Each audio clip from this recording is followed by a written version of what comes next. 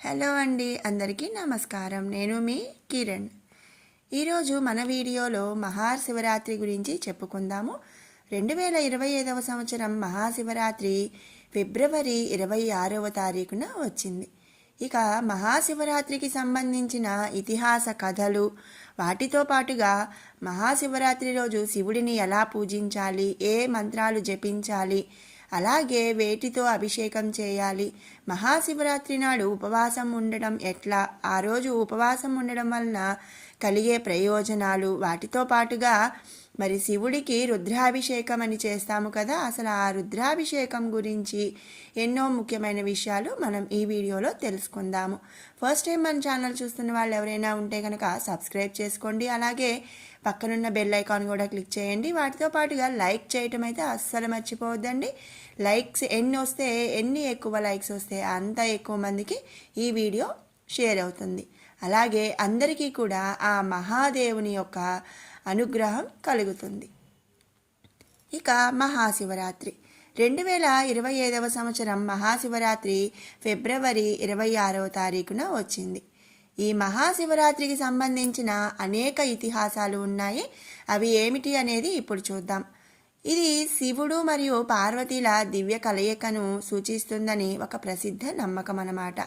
అందువల్ల అనేక శివాలయాల్లో ఈ రోజున గిరిజా కళ్యాణ మహోత్సవం కూడా నిర్వహిస్తాం ఆచారంగా వస్తుంది.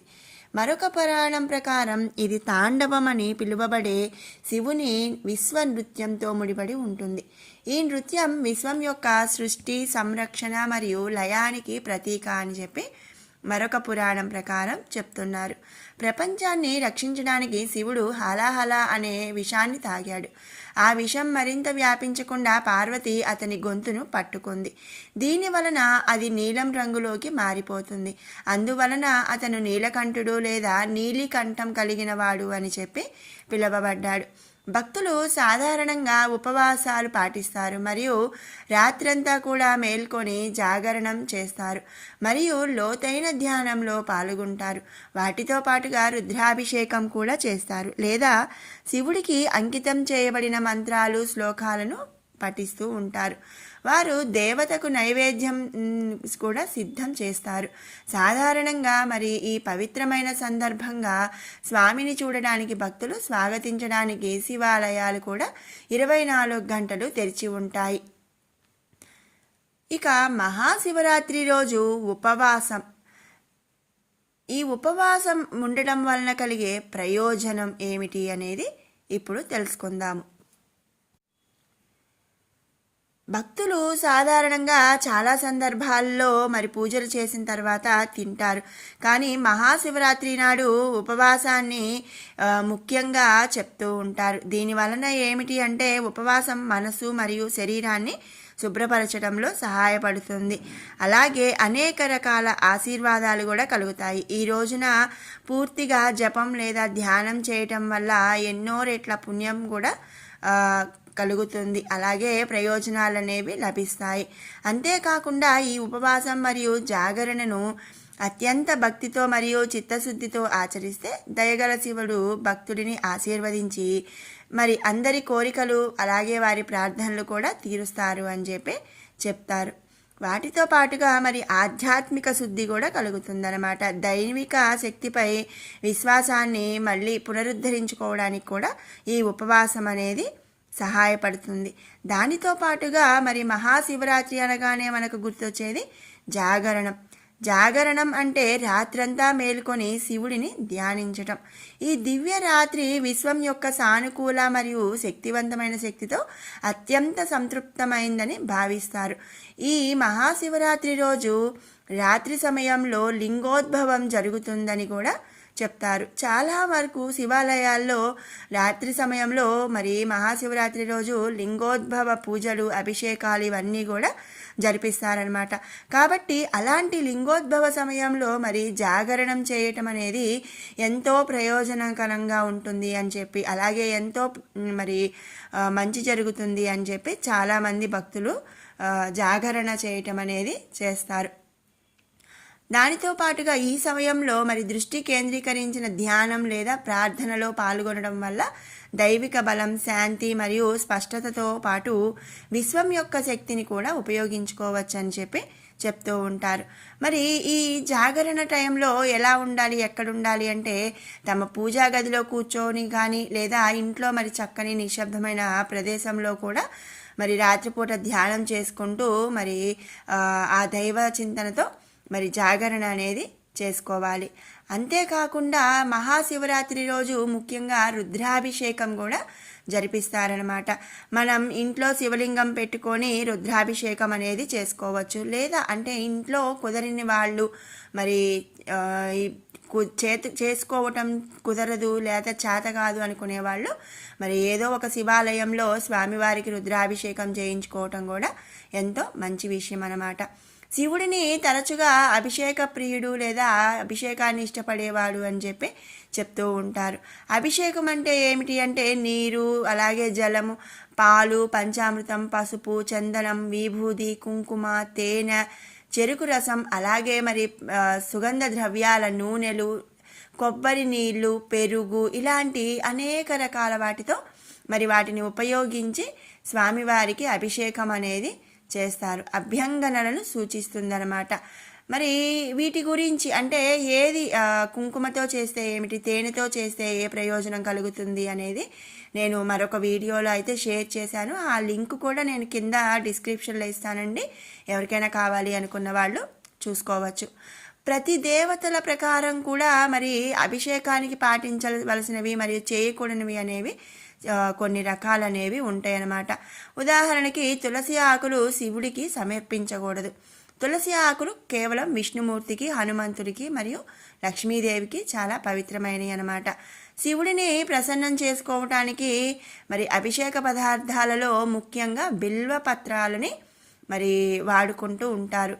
అలాగే మరి కాగబెట్టకుండా ఉన్న ఆవు పాలతో చేసిన పెరుగు, తేనె, పంచామృతం, విభూతి లేదా భస్మం, చందనం అంటే గంధంలో రోజ్ వాటర్ కలిపి అది చందనంగా మరి అభిషేకం చేస్తాం. వాటితో పాటుగా గంగాజలం దొరకని సమయంలో మామూలు వాటర్, ఇలా వీటన్నిటినీ కూడా మరి శివుడిని అభిషేకం చేయటానికి ఉపయోగిస్తూ ఉంటాము. పంచామృతాన్ని 5 పవిత్ర పూజా పదార్థాలైన ఆవు పాలు, పెరుగు, తేనె, నెయ్యి, చక్కెర కలిపి తయారు చేస్తారు. ఈ 5 కూడా కలిపి పంచామృతం తయారు చేసి దానితో శివుడికి అభిషేకం అనేది చాలా పవిత్రమైనది. ఇది శివుడికి చాలా ప్రత్యేకతమైనదిగా మరి చెప్తుంటారు. తరువాత మరి ఈ పంచామృతాన్ని అంటే స్వామివారికి అభిషేకం చేసిన పంచామృతాన్ని భక్తులకు ప్రసాదంగా సమర్పిస్తుంటారు. శివలింగంపై అభిషేక వస్తువులను ఒకదాని తర్వాత ఒకటి మరి నీటిని పోస్తూ శివుని మంత్రాలు మరియు శ్లోకాలు జపిస్తారనమాట. అభిషేకం ముగిసేలోపు స్వామిని నీటితో శుద్ధి చేసి విభూది, చందనం అభిషేకం చేసి మరి ధోతితో అంటే కప్పి ఒక క్లాత్ కప్పేసి పూలతో అలంకరిస్తారు. దానినే రుద్రాభిషేకం అని రుద్రాభిషేకం జరిగేటప్పుడు మరి నమకము, చమకము మరి వీటితో పాటుగా మృత్యుంజయ మంత్రము ఇవన్నీ కూడా జపిస్తూ చదువుతూ మరి స్వామివారికి అభిషేకం చేయటం అనేది చాలా మంచి విషయం. వాటితో పాటుగా మహాశివరాత్రి రోజు శివుని కోసం కొన్ని జపం అంటే ఓం అని కానీ లేదా ఓం నమ శివాయ అంటూ మరి శివుణ్ణి జపం చేసుకుంటూ మనం ఉండాలి. వాటితో పాటుగా రుద్రము, నమకము ఇవన్నీ, చమకం ఇవన్నీ కూడా పఠించటం వల్ల వాతావరణం సానుకూలత, అంతర్గత బలం, శాంతి అనేవి ఉత్తేజితమవుతాయి. వేదాల ప్రకారం రుద్రాభిషేకమైన ఆధారణలో అత్యంత పవిత్రమైన రూపాలలో ఒకటిగా చెప్పబడింది. ఇక మహాశివరాత్రి నాడు శివ పూజ ఎలా చేసుకోవాలి అనే విషయం ఇప్పుడు తెలుసుకుందాము. తెల్లవారుజామున మరి లేచి చక్కగా శుభ్రంగా స్నానం చేయటం ద్వారా మహాశివరాత్రి నాడు పూజ ప్రారంభమవుతుంది. వాటితో పాటుగా అంటే మనం స్నానం చేసేటప్పుడు వాటర్లో కొన్ని నల్ల నువ్వులు లేదా కొన్ని చుక్కల గంగాజలం కనుక ఉంటే గంగాజలం వేసుకొని స్నానం చేస్తే ఇంకా చాలా మంచిదన్నమాట. అలా స్నానం అయిపోయిన తర్వాత మరి సంకల్పం చెప్పుకోవాలి. మనం చెప్పుకున్నాం కదండి పైన, మహాశివరాత్రి అనగానే గుర్తొచ్చేది ఉపవాసం, జాగరణ, మరి ఇవన్నీ కూడా గుర్తొస్తాయి. కాబట్టి మరి మనం ఉపవాసం ఉండటానికి సంకల్పం చెప్పుకోవాలి. ఈ రోజు మొత్తం ఉపవాసం ఉండి మరి మరుసటి రోజు దానిని విరమిస్తాము అని చెప్పి దానికి తగిన మరి శక్తిని ఇవ్వమని స్వామివారికి సంకల్పం చెప్పుకోవాలి. ఆ తరువాత మరి అంటే దానితో పాటుగా స్వామివారిని ప్రార్థించడం అంటే పూజ అవన్నీ కూడా చేసుకోవచ్చు అనమాట. ఆ తరువాత ఆహారం అంటే కొంతమంది ఏంటంటే వాళ్ళ ఆరోగ్య రీత్యా మరి కఠిన ఉపవాసం అనేది ఉండరనమాట. కఠిన ఉపవాసం అంటే ఏమిటి అంటే ఆహారం కానీ నీటిని కానీ ఏమి తీసుకోకుండా కటిక ఉపవాసం అనేది ఉంటారు. కొంతమంది వారి ఆరోగ్య రీత్యా కొన్ని పళ్ళు కానీ లేదా పాలు తీసుకోవటం, పండు తీసుకోవటం, కొంతమంది కేవలం వాటర్ నీటిని తీసుకొని ఉపవాసం ఉంటారు. ఇలా వాళ్ళ యొక్క ఆరోగ్యాన్ని దృష్టిలో పెట్టుకొని ఎవరు ఉండగలిగిన విధంగా వాళ్ళు ఉపవాసం అనేది ఉండొచ్చు. ఇక సాయంత్రం రెండవ రోజు మళ్ళీ సెకండ్ టైం అంటే ఈవినింగ్ సాయంత్రం స్నానం చేసేసి శివాలయాన్ని సందర్శించుకొని మరి అక్కడ పూజ అభిషేకాలు చేపించుకొని ఇంటికి రావాలి. ఆ తరువాత ఇంట్లో శివ పూజ చేసుకోవచ్చు. అంటే అందరూ ఏంటంటే మరి గుడికి వెళ్ళి మళ్ళీ ఇంటికి వచ్చి శివ పూజ అనేది అనుకునే బదులు కొంతమంది కుదిరిన వాళ్ళు మరి గుడికి వెళ్ళి శివుణ్ణి దర్శనం చేసుకొని రావచ్చండి. కుదరకపోతే కనుక ఇంట్లో శివ పూజ అనేది చేసుకోవచ్చు. మరి శివలింగం అంటే అందరి ఆచారాల ప్రకారం శివలింగం అనేది చాలామంది ఇళ్లలో అయితే ఉండదన్నమాట. శివలింగం ఉంటే ఇంట్లో ఏంటి అంటే ప్రతిరోజు కూడా అభిషేకం చేయాలి అనే ఉద్దేశంతో అందరూ శివలింగాన్ని అయితే ఉంచుకోరు. మరి శివలింగం ఒకవేళ ఉన్నట్లయితే కనుక పీఠం అనేది ఏర్పాటు చేసుకొని ఒక ప్లేట్లో శివలింగాన్ని ఉంచుకొని చక్కగా శివుడికి పూజ అనేది చేయాలి. ఇక అభిషేకానికి పూల గిన్నె లేదా పళ్ళెంలో బిల్వ ఆకులు, మరి విభూది, పంచామృతం వీటన్నిటితో పాటుగా మరి రోజ్ వాటర్, చందనము, సాంబ్రాణి ఇవన్నీ కూడా మరి సిద్ధం చేసుకోవాలి పూజా సామాగ్రి. ఇక దీపం వెలిగించి గణేశుడి శ్లోకాలను పఠించుకోవాలి.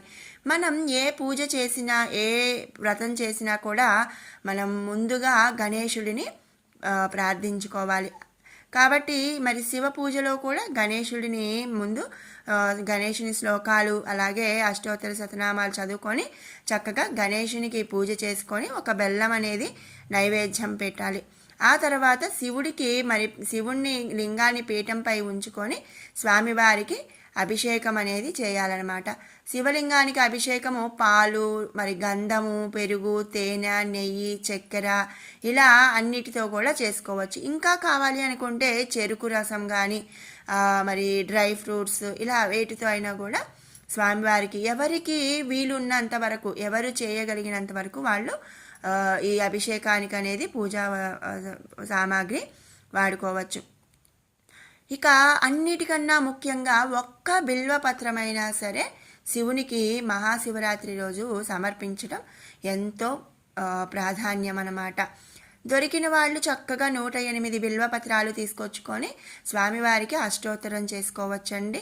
ఒకవేళ కుదరదు అంటే నాకు దొరకవు అనుకున్న పక్షంలో కనీసం ఒక్క బిల్వపత్రమైనా సరే స్వామివారికి సమర్పించండి.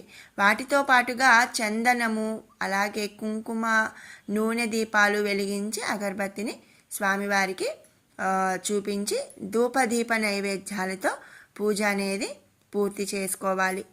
ఈరోజు మరి స్వామివారిని ఓం నమ శివాయ అనే మంత్రంతో చక్కగా స్వామివారి జపం చేసుకుంటూ ఉండటం అనేది చాలా ఉత్తమం. ఇక మహాశివరాత్రి 2025 సంవత్సరం టైమింగ్స్ మహాశివరాత్రి బుధవారం రోజు వచ్చిందండి, ఫిబ్రవరి 26వ తారీఖు. అలాగే ఫిబ్రవరి 27వ తారీఖున ఉదయం 12:09 నుండి 12:59 వరకు కూడా నిశితకాల పూజ అనేది జరుగుతుందన్నమాట. సాధారణంగా మరి పూజ అనేది రాత్రిపూట లేదా 4 సార్లు కూడా నిర్వహిస్తారు. రాత్రిని 4 ప్రహారాలుగా విభజిస్తారు. అంటే ఏంటి అంటే ఒకే పూజ చేయాలని ఎంచుకునే ఎవరికైనా అర్ధరాత్రి అనువైనదనమాట. అలా మరి ఉపవాసము, జాగరణ, స్వామివారి పూజ అన్నీ అయిపోతాయి. నెక్స్ట్ డే మరి మార్నింగ్ చక్కగా అందరూ స్నానం చేసేసి మరి శుచి శుభ్రంగా మరి మళ్ళీ స్వామివారిని దీపారాధన అనేది చేసుకొని ఉపవాసం అనేది విరమించుకోవాలి. మరి విన్నారు కదండి, మహాశివరాత్రి రోజు శివుడిని ఎలా పూజించాలి, మరి దానితో పాటుగా ఉపవాసం వలన కలిగే ఉపయోగాలు ఏమిటి, రుద్రాభిషేకం అంటే ఏమిటి, అసలు మహాశివరాత్రి ఎందుకు జరుపుకుంటామనే ఇతిహాస కథలు, ఎన్నో విషయాలు మనం ఈ వీడియోలో అయితే తెలుసుకున్నాం కదా. మీకు ఈ వీడియో నచ్చినట్టయితే లైక్ చేయండి, షేర్ చేయండి. అలాగే మరిన్ని అప్డేట్స్ కోసం మన ఛానల్ని సబ్స్క్రైబ్ చేసుకోండి.